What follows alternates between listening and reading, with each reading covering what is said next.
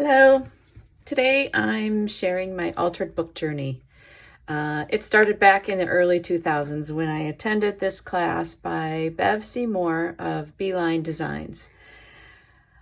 We played in this heart-shaped book, and I absolutely loved learning ways to fold and glue pages to form pockets and tucks and cute little added additions to the book.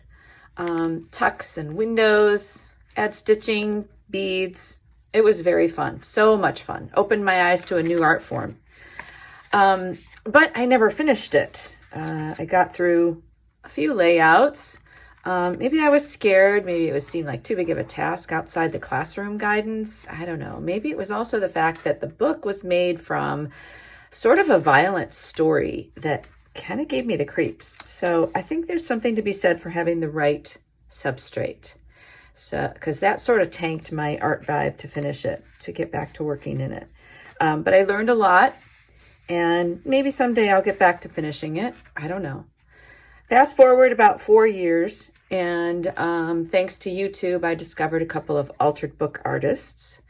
One was Lori Marie Jenkins. Seeing the many flip throughs of her books and seeing her step-by-step guide how to make an altered book yourself, I dove in the year my daughter went to college.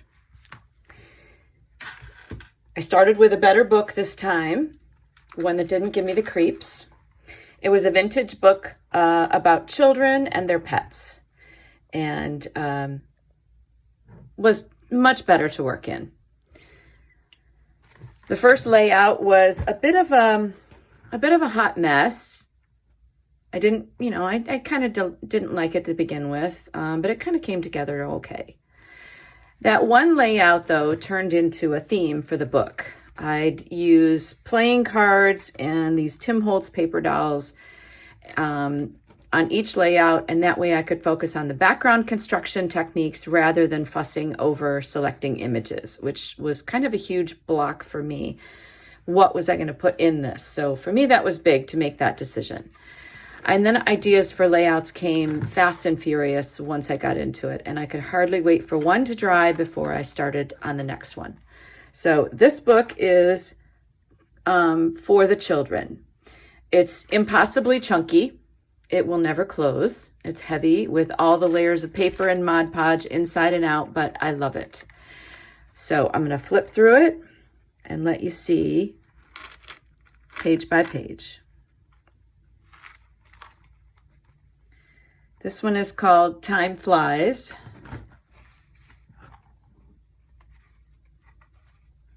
This was an image transfer, and that was a learning process. First one I'd ever done on that. This is called It's Raining Kids and Dogs.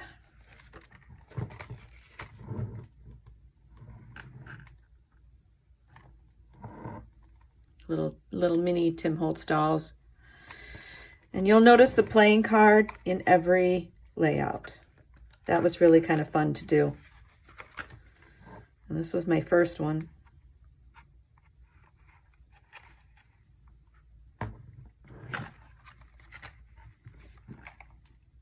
Oh, and this one is called Jack of Spades. This one is Little Ladybug Ladies. These were also image transfers. And then I'm not sure if you can see it, but there's a crackle over the photos. That was fun and new. This is called Wishing Time. My first pop-up. And these cute little tags.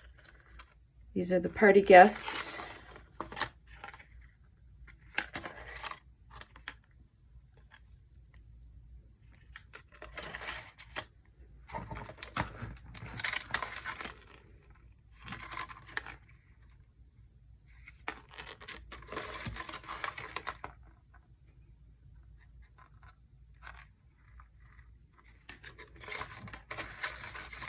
It was very fun playing with the old photos and adding color to it. This one is called Give Them Wings. Here we have Mom and Dad and their brood.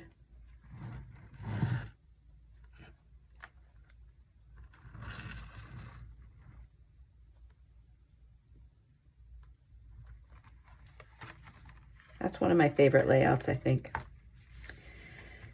And this one is A Suitable Harvest.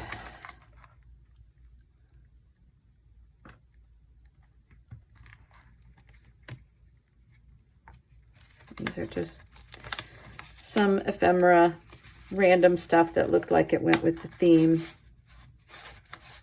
for those pockets.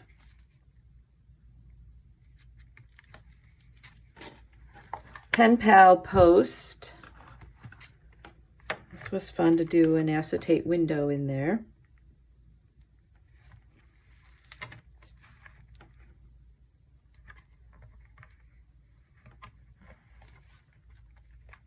Bubble Fly Ballet. And these were fun to make those bubbles and the jar. This was a fun layout to do.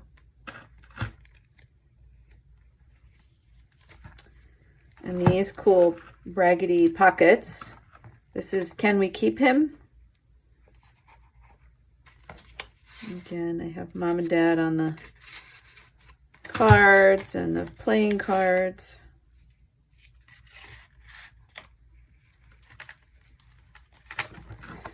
Portrait Sitting. And this is the back of the playing cards to make the bench.